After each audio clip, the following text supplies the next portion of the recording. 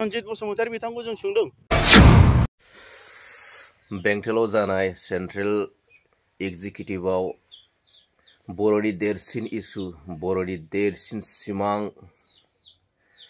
बर'लेण्डनि थाखाय फिन खनसे सोमावसारनो थाखाय बनसुआ खुगासिदों।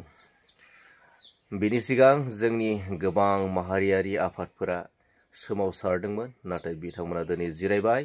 दिनै बनसुआ फिन खनसे सोमावसारफैनो थाखाय खुगासिदों आरो 2025 मायथाइनि फेब्रुवारि दानाव आसाम एसेम्ब्लिनि दरजाखौ जोखावनायनि इनिसिएटिभ लादों, थांखि लादों। नोंथांमोना भिडिअखौ नायग्रोदो। गिबियावनो बर' माहारियारि फरायसा आफादनि जानानै गोदान बोसोर आरो फैबाय थानाय मागो दमासिनि सायावहाय गोजोन हामलायनाय बयनिसिमबो जासिहरनाय थाबाय। बर' माहारियारि फरायसा आफादा नैबे जोंनि बेंटल चिरां डिस्ट्रिक्टनि बेंटल नैबे बेंटल भवनावहाय सेन्ट्रेल एग्जिकिउटिभ मिटिंखौ दिनै लानाय जादों आरो बे सेन्ट्रेल एग्जिकिउटिभ मिटिंआवहाय जों गोबां सावरायनाय जादों आरो बेनि गेजेराव मेजरथार डिसिसन हिसाबै जे जोंहा फैबाय थानाय समाव बनसुनि कनफारेन्सखौहाय नैबे बेंटलावनो 14 आरो 15 मार्चआवहाय लानाय जाहैबाय। आसा खालामदों बयबो रायजो राजा नोंथांमोना फैनानै बे बनसुनि कनफारेन्सआव बाहागो लाफैगोन आरो नैथियावहाय बर' माहारियारि फरायसा आफादा फैबाय थानाय समाव जितु 2025नि फेब्रुवारिनि गेजेरावहाय आसामावहाय आसाम एसेम्ब्लि जानो थांगासिनो।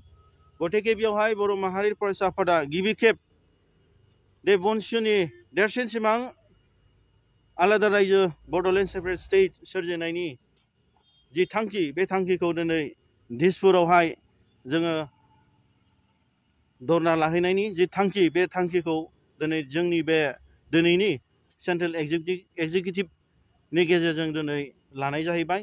दा जों फेब्रुवारि मार्चआवहाय दिसपुरनि दरजाखौ जों जोखावहैनाय आरो आलादा रायजो बड'लेण्ड सेपारेट स्टेटनि बे धरना बेखौ जों लाफुंनाय जासिगोन आरो बेजों लोगोसे जों बनसुआ जों खावलायो जाहाथे बे हाबाफारियाव बे दिसपुरनि जि धरना बे फैबाय थानाय फेब्रुवारिनि आसाम एसेम्ब्लियाव जि लानो गोनां बनसुनि हाबाफारि, बे हाबाफारियावहाय बयबो आसामनिनो मोनफ्रोमबो ओनसोलनिनो साफ्रोमबो रायजो राजा नोंथांमोनखौ लोब लोब फैनानै जोंजों बाहागो लानो थाखाय जों गुरैयैनो खावलायहरनाय थाबाय। जितु मासबाद रेभिनिउ सार्कोलावहाय जितु ट्राइबेल बेलेन्स ब्लक दा दानि बिटिसि 6 शेड्युल गोलैनाय बे एरियायावहाय जितु नन ट्राइबेलफ्रा जितु हानि पाट्टा मोन्दों, बेखौ खोनानानै जों जोबोद दुखु मोन्दों। जितु जों मिथिनो मोननायावहाय जे मासबाद सार्कोलावहाय गोबां नन ट्राइबेलफ्रा दिनै कास्टलेण्डनिफ्राय ट्रान्सफार खालामनानै जे बिथांमोना पाट्टा हा मोन्दों, बेयो जोबोद दुखुनांथाव। आरो बेयाव जों सान्दों बे 44 जन बेनि गासिबो फाइल नाम्बार आरो बिनि लिस्टआ जोंनियाव दंफैयो। दा बेफोरबायदि हालोदा दिनै खेबसे नङा, खेबनै नङा, गोबांबार जाबाय। दा थांनाय समावबो बिथांमोना गोबां नन ट्राइबेलफोरनो लेन्ड एलटमेन्ट होदों, जाय 2016नि पेन्डिं लेन्ड इस्युमोन, जाय बे थांनाय 2016नि उनावहाय बिथांमोनहा हा पाट्टा मोनाखैमोन, ट्राइबेलफोरनि हाखौ बायनो मोनाखैमोन। नाथाय थांनाय 2021नि 1 जानुवारियाव लेन्ड मेलानि थ्रुयै नन ट्राइबेलफोरनो गोबां हा होदों आरो बे गासिबो डकुमेन्टसा जोंनाव दङ। आरो दा गोदानै जितु मासबाद सार्कोलावहाय जितु ट्राइबेल बेलेन्स ब्लक गोलैयो आरो दानि 6 शेड्युलावहाय दि कास्टलेण्ड हाखौ गुबुन नन ट्राइबेलफोरनो दिनै 44 जन 40 जननि बारा बिथांमोननो दिनै लेन्ड एलटमेन्ट होदों। दा दिनै जोंनि बिटिसिनि लेन्ड रेभिनिउ डिपार्टमेन्टनि मानगोनां रन्जित बसुमतारी बिथांखौ जों सोंदों, जिहेतु बिथाङा दिनै हा हुनि थाखाय, हा हुखौ रैखाथि होनो थाखाय गोबां सम NDFBनि जानानै बिथांमोना सोमावसारदोंमोन।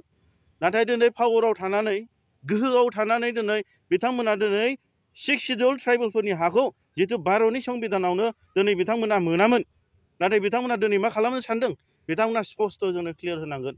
आरो जोंनो मोनफ्रोमबो बनसुनि दैदेनगिरिखौ आं खावलायदों बे मिडियानि गेजेरजों जे नोंथांमोना मोनफ्रोमबो रेभिनिउ सार्कोलाव दिनै हानि इस्यु जि जेंना जानानै थांदों बिनि सायाव RTI होनांगौ। आं गोख्रों भाबै जोंनि दैदेनगिरि नोंथांमोनखौ आं अर्डार हरो आरो बिनि गेजेरावहाय सोरबा अफिसार्स सोरबा मिनिस्टार सोरबा दिनै मण्डलफ्रा इनभल्भमेन्ट दंबा बिनि दायनि साजाखौ बिथांमोना लाफानांगोन दा आं बनसुनि जानानै गुरैयैनो खावलायदों दे बे इस्युआ दिनै हानि इस्युआ दिनै जोंनि बर'नि गिदिरथार इस्यु बे इस्युनि थाखायनो दिनै आलादा रायजो सोरजिनो थाखाय गोबां आफादा दिनै आन्दलन खालामदोंमोन नाथाय दिनै बिथांमोना बे समायसाखौ पावाराव फैनायनि उनाव सरखार दानायनि उनाव बिथांमोना जेबो दायथ' लायाखै बे दिनै लाजिथावथाव आरो दुखु मोनथावथाव आरो बर' माहारियारि फरायसा आफादा दिनै बिनि सायावनो जों गोख्रों भाबै जों दायथ' लागोन आरो सोरबा इलिगेलि सोरबा मण्डलानो जाथों सार्कोल अफिसार्सआनो जाथों सोरबा पुलिसानो जाथों सोरबा मिनिस्टार्सआनो जाथों सोरबा एमएलएआनो जाथों सोरबा इनभल्भमेन्ट दङब्ला बेवहाय जों खुनु कनसिडारेसन होनाय जानाय नङा आयेननि बेबस्था लानाय जागोन गोजोन्थों